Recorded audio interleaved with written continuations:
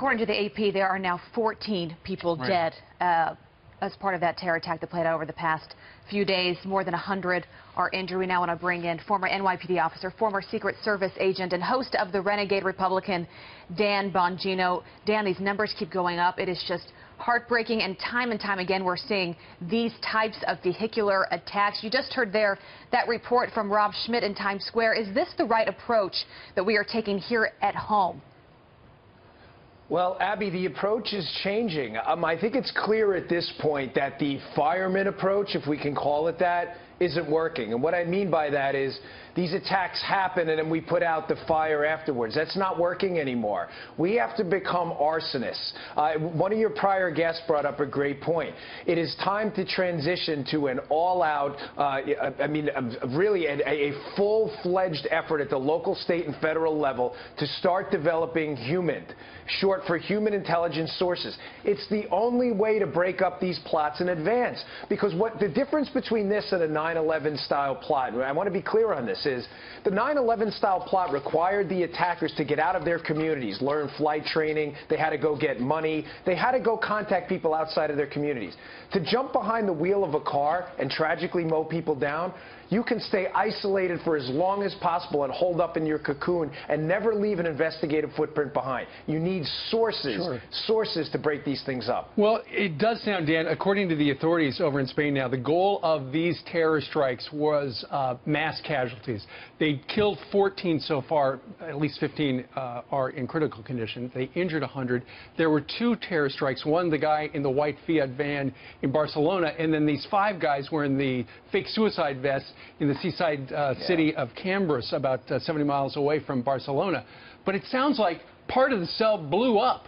The cell was that they know of at least 12 people, but part of the cell blew up, it sounds like, on Thursday morning in that house where they were putting the bombs together. So obviously they were going to put the bombs somewhere. Maybe they had real vests there, but they all blew up as well. So then they went to plan B, which was to run down as many people as they could. Yeah, and Steve, this was always the next evolution of the hostile vehicle attack. But what I mean by that is the chaining together of multiple attacks, an explosive attack, a vehicle attack, and then a vehicle attack somewhere else. And you may ask yourself, well, why? Why is that the next evolution? Well, the reason is it shows a level of sophistication and planning. And sophistication and planning has always been the hallmark of terrorist organizations looking to raise money in their profile. It's their way of saying, hey, look what we can do to you. Now we don't only run people down tragically, we can do it in multiple spots at the same time. Remember, they're losing at home, ISIS and a lot of these groups. The only way for them to generate the support they need to generate new recruits and funding is to show that they can do this elsewhere because they're getting their butts kicked at home. So this was always the next evolution, the chaining of multiple attacks together. Dan, speaking of home, I want to focus on us here in America right now, and I want to ask you the same question I asked our guests earlier. The focus on political correctness, the focus on civil rights. Critics are going to say, well, we can't violate people's civil rights. That is not what we do in America. That said, you heard our 2 earlier guests said, we need to do what we need to do to protect the homeland. How do you respond? Well, listen, Todd, I'm a First Amendment absolutist, so this isn't a problem for me at all in saying this. Guys, listen, practicing Islam in the United States is obviously protected, thank the Lord, pun intended. I mean, everybody knows that.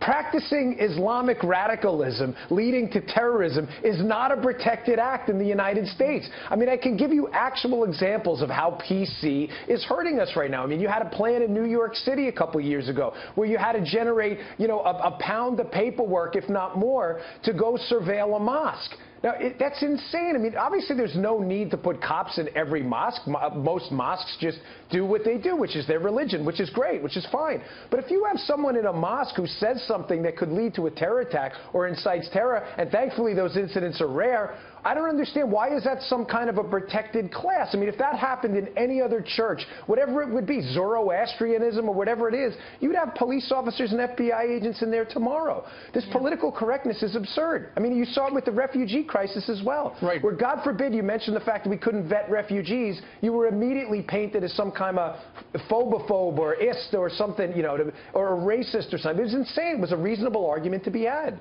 All right. Right, but Dan, you know that the current mayor of New York City kicked the police out of going into the mosque, and it's not like they went in there and they wiretapped everything. They just sat in for the public services.